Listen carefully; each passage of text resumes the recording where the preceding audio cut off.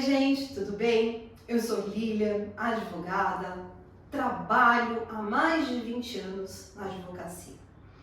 Me apaixonei pelo direito de família e por isso resolvi compartilhar com vocês essa minha experiência, essa minha paixão, que é trabalhar com o direito de família.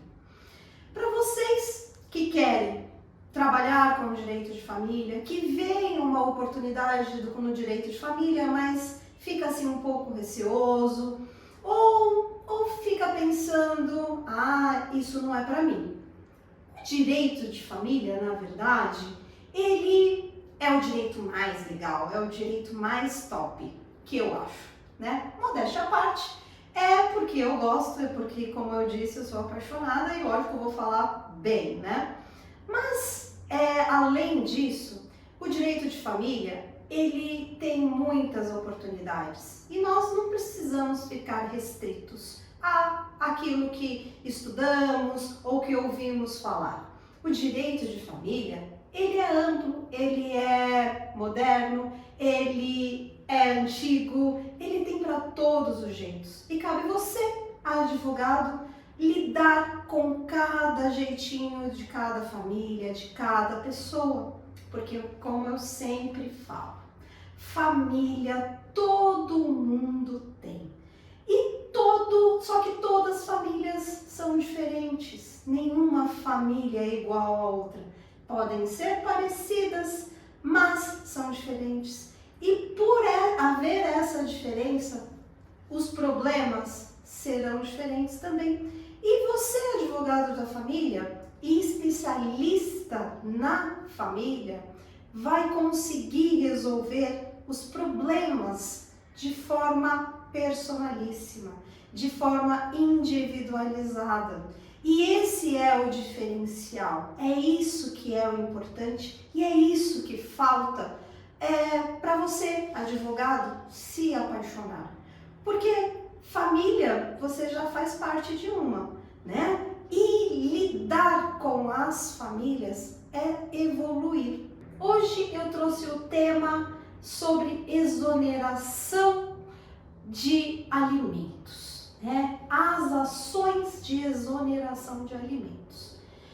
O que é, né? Muitos clientes chegam no nosso escritório, chegam no seu escritório, dizendo simplesmente, doutor, eu parei de pagar a pensão e eu não tenho que fazer nada, né?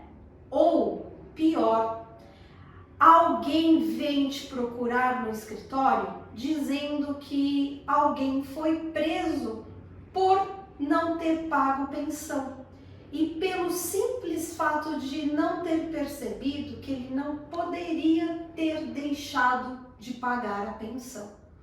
E aqui nós encontramos situações diversas onde essa ação ela é importante, né? Porque existe uma súmula, né, do STJ, que é a 358, que diz que não existe a cessação automática da obrigação alimentar, ou seja, precisa de uma ação para extinguir essa obrigação alimentar. E muitas pessoas desconhecem desse dever, né? E simplesmente param de pagar a pensão. E depois somos aí acionados, somos procurados para ou tirar de uma prisão, né? Ou para orientar sobre o como deve ser feito. E como essa ação ela é uma ação tão importante, tem alguns detalhes que nós temos que nos atentar, porque para você, advogado, desde quando você está atuando em outras ações, né, decorrentes de ações de alimentos, né, que tem uma fixação apenas de alimentos, numa ação de divórcio, onde foi feito um acordo, se adequar, orientar os seus clientes para colocar um termo final, termo final, ele pode, né, deverá ficar mais assegurado, né? E quando isso não existe, né, você será acionado, você será procurado para ingressar com essa ação. Então aqui nós temos uma variante, nós temos vários elementos para nós analisarmos. E, como eu digo, cada caso tem a sua particularidade. Mas essa ação, ela é importante, por quê? Porque ela traz de benefício para o cliente, né? Que não vai ser surpreendido com um mandado de prisão, ou ele não vai ser surpreendido com uma penhora, com alguma coisa por ter achado, né, vivido aí no mundo do achismo, que ele não tinha mais um dever. E outro benefício que você, advogado, pode mostrar para o seu cliente é que ele muitas vezes pode movimentar aquela pessoa que está acomodada ao receber a pensão, né, todo mês.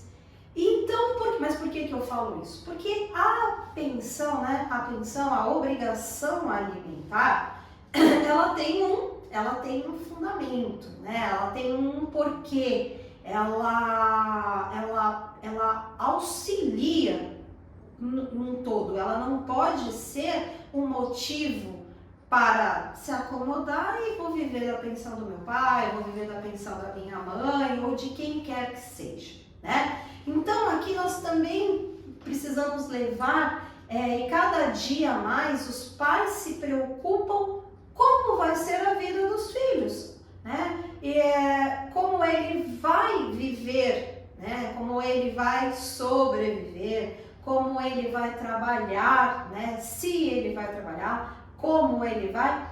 Muitas vezes os jovens hoje falam, tô bem assim, trabalhar dá trabalho, né? Então também aqui tem como estimular, você advogado, estimular o seu cliente a pensar num todo, né? Aqui essa obrigação alimentar, tudo tem uma consequência, né? Então já diz o próprio nome, obrigação, dever, né?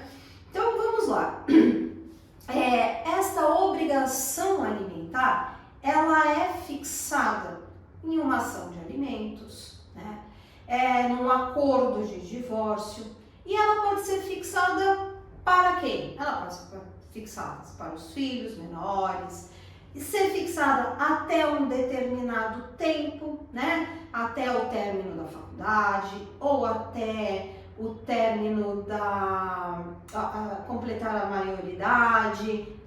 Existem, né? Então, quando eu falo que o direito de família ele está em constante evolução e não existe uma regra, tudo pode ser estabelecido, tudo pode ser acordado. E quando não existem esses acordos, aí vem aqui, né? Esses acordos, essas regrinhas específicas que muitas vezes ela não é lembrada de ser fixada. E aí cabe nós, né? Acionarmos a justiça e falar, olha, vou aqui apresentar o que vai fazer com que essa pessoa não tenha mais essa obrigação em pagar, né, em prestar os alimentos. Então aqui nós temos que lembrar que existem várias situações para serem propostas, né? Então vamos aqui, a maioridade. Aí vem uma primeira questão que me perguntam. Completou 18 anos, eu paro de pagar.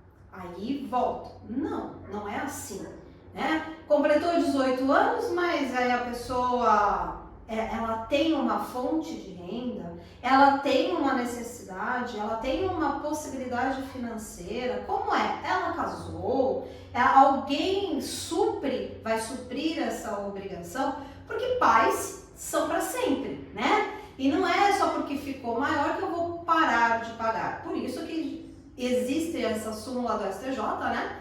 Que já diz, não é automático, porque tudo tem que ser analisado caso a caso. Porque é também o que eu falo, né? Então, foi determinado um período para ser fixado, ou até o momento, mas o mundo muda, as famílias mudam, tudo muda, né? Então aqui é o momento. Então nós não podemos, né? Nós temos que orientar o nosso cliente, né? Você orientar que aqui existe a diferença entre uma exoneração e uma revisão.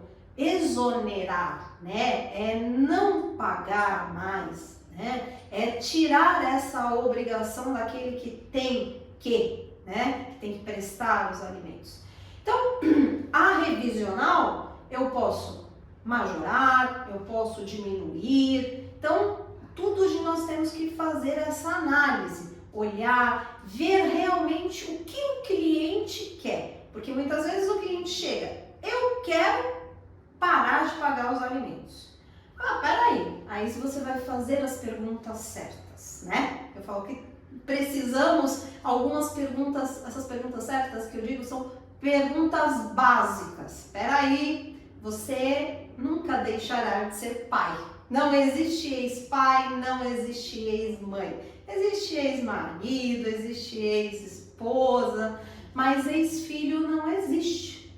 E como aí você vai fazer essas perguntas? Me conta mais, né? Me conta mais detalhes. Confesse aqui para mim tudo, né?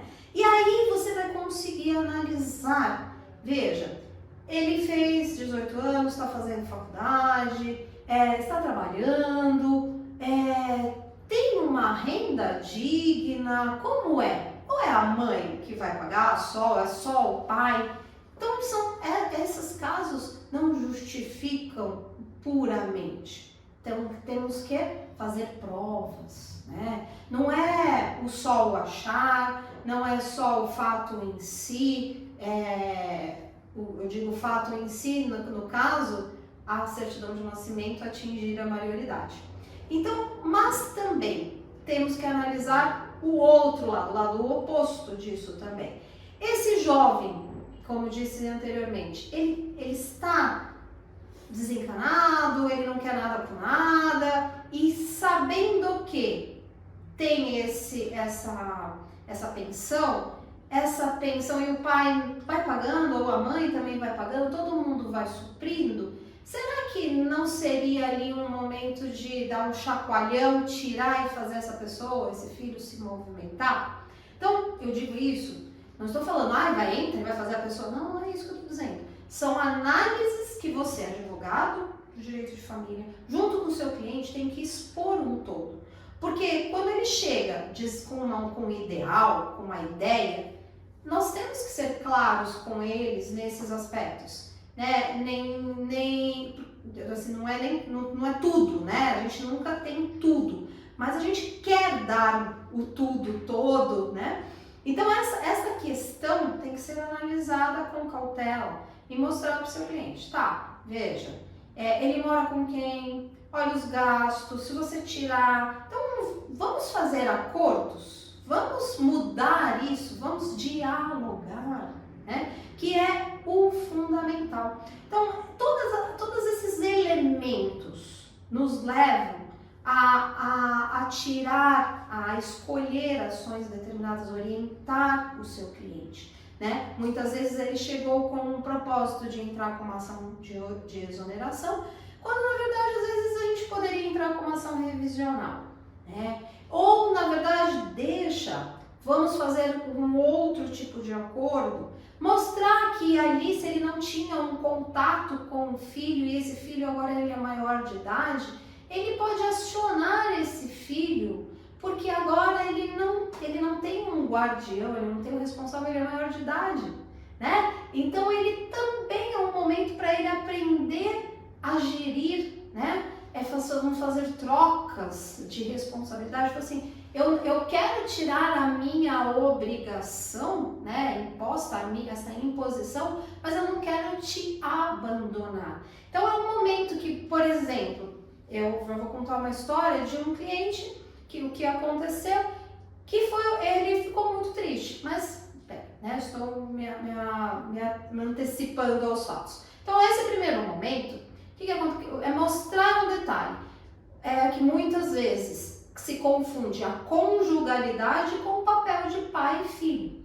Muitas vezes, muitos filhos tomam a dor de um pai, tomam a dor de uma mãe, e aí ele exige, ele quer, né? Não, ele vai ser obrigado? Tem, é o meu direito. Ninguém está aqui falando que não é direito. Sim, tem o direito, sim.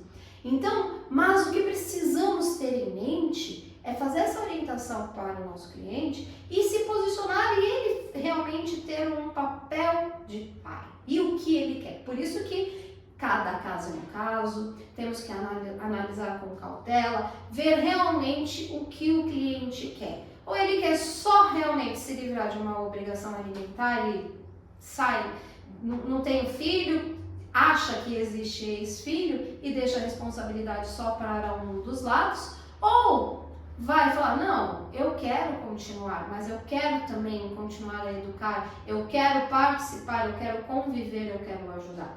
Então aqui, veja, são vários leques, são várias oportunidades que a ação de exoneração, ela pode seguir um caminho e, eu digo caminho, né, chegou para esse fim, mas pode existir outros fins com um propósito muito maior, que esse é o propósito do direito de família e esse é o propósito do advogado que trabalha com direito de família, de ter a sua marca, de fazer com que cada caso seja analisado individualmente, personalíssimo, porque as pessoas são carentes de informações, as pessoas são carentes de escuta, são carentes de acolhimento, então muitas vezes elas precisam de ouvir e para traçar um caminho ao qual elas querem, desejam chegar e que muitas vezes não tiveram essa oportunidade,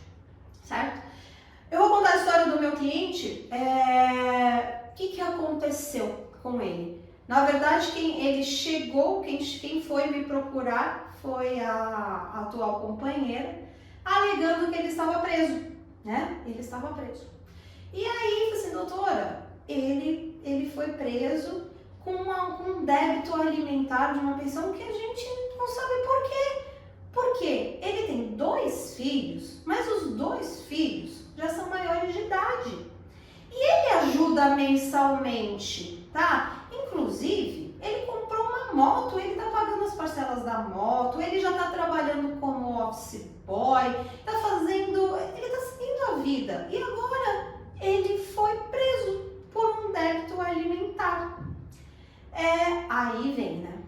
Então aí eu fui me informar do que aconteceu. E o que realmente tinha acontecido? Ele parou de pagar a pensão porque eles ficaram maiores. Ele continuou tendo contato, fazendo para os filhos. Ele continuou sendo pai, pagando e tal. Mas aí tinha uma questão. A ex-companheira, a mãe desses filhos, ela ingressou com a ação, né, de execução de alimentos. Aí você vai me falar, mas peraí, ela não era mais parte. Pois é, erros acontecem, né? Ela tinha entrado com a ação, o juiz tinha sentenciado, ele teve aí N problemas, ele teve a citação, ele achou que tinha resolvido, tinha achado o achismo, não procurou nenhuma orientação, que tinha feito um acordo com os filhos. E na verdade ele não fez acordo com os filhos, né? O acordo judicial, o acordo verbal pode ter existido, mas o judicial não existiu. E essa ação correu. E o mandado de prisão estava na rua e ele foi pego. E foi preso. Aí o que aconteceu? Não, os filhos falaram que não, ele não deve, mas aí tinha a mãe. Não, ele deve sim, porque tinha ainda um débito alimentar de quando era menor, teve tudo isso, teve esse rolo, esse enrosco e essa dívida existiu. Ele foi preso. E ele virou e falou e eu expliquei a real, fui até onde ele estava, né? Ele estava detido e expliquei toda a situação. Ele falou: doutora, é o seguinte, os meus filhos, eles podem dizer que eu paguei, eles sabem que eu paguei, eu não tenho essa dívida, mas eu não comprovantes, eu não tenho como juntar. Então, mas eu não tenho o dinheiro, o montante que estava sendo exigido. Então eu vou ter que ficar preso. E ele ficou 30 dias preso, tá? Então ele ficou preso e no decorrer mesmo a gente já entrou com a ação de exoneração, explicando que eles eram maiores de idade, explicando todo o caso. Mas, como aquele ditado, até explicar que focinho de porco não é tomada, já se passaram 30 dias, já se passaram, o pai foi preso e teve ali uma briga familiar. Essa família que já era rompida ficou mais rompida ainda, né? E teve ali mais mágoas. Mas, no final, ele foi solto, mas ele ficou os 30 dias, porque não teve acordo, o juiz não concordou com as informações que nós tínhamos, e somente depois da exoneração é que ele deixou de ter essa obrigação alimentar. E aí, quando eu falo que as pessoas são carentes de informação, e eu falei, não, mas o senhor não pode parar de pagar automaticamente, né? Mas eu não sabia, então aquele papo todo. Então aqui também, eu só vou mostrar aqui, com uma boa orientação, tudo pode ser evitado, né? Várias coisas podem ser evitadas, uma prisão, uma cobrança, uma penhora, e até mesmo uma desunião familiar, que nesse caso, eles se afastaram completamente. Ele é meu cliente até hoje e ele tem essa mágoa dentro dele. E os filhos falam, não importa, meu pai é forte, então aguentou, né? Então, nesse caso, fica muito claro que precisa ser analisado em um todo, e ser levado com mais cautela, né? Desde lá de quando houve uma fixação, de colocar nos termos, eu falo de colocar termos, mas digo também, tudo muda, tudo pode acontecer. Por isso que a nossa profissão, né, de advogado, ela existe há tanto tempo e existe para sanar essas mudanças, para ajudar nessas mudanças, tanto do auxílio, né, para aquele que precisa, daquele que tem que pagar, porque todo mundo aqui tem as suas dificuldades. Pontuar que essas questões, né, nas ações de revisão e de exoneração, a necessidade de quem recebe os alimentos é muito importante ser vista. A possibilidade também de quem paga também é importante ser vista. Com o afastamento de muitas famílias, muitas pessoas não têm contato e essa obrigação ainda perdura. E muitas vezes tem pais que não sabem que os filhos casaram e aí não tem essa obrigação, e essa obrigação ela ainda existe e nós nunca sabemos o que pode vir a acontecer. Veja o caso que eu contei agora, desse meu cliente que foi preso. Então aqui mostro para vocês várias oportunidades que devemos mostrar, devemos pontuar para que o seu cliente não seja pego desprevenido, seja pego de surpresa por não ter sido orientado, né? Então aqui a ação de exoneração, ela tem o papel não só de extinguir a obrigação alimentar, mas ela tem o papel de proteger, de aproximar. Parece oculto isso, né? Mas não é para aqueles que não atuam no direito de família. Porque essas famílias que auxiliam entre elas precisam de pessoas que falem isso para ela, que não chegue lá de forma imediata e corte, né? Existe um outro caso também, são dois casos importantes de ser contados para vocês. Então, um foi preso, o outro pai, ele tinha uma boa renda, né, um bom salário, na fixação a pensão ficou alta e o filho ficou muito bem, a ponto e viverem dessa pensão.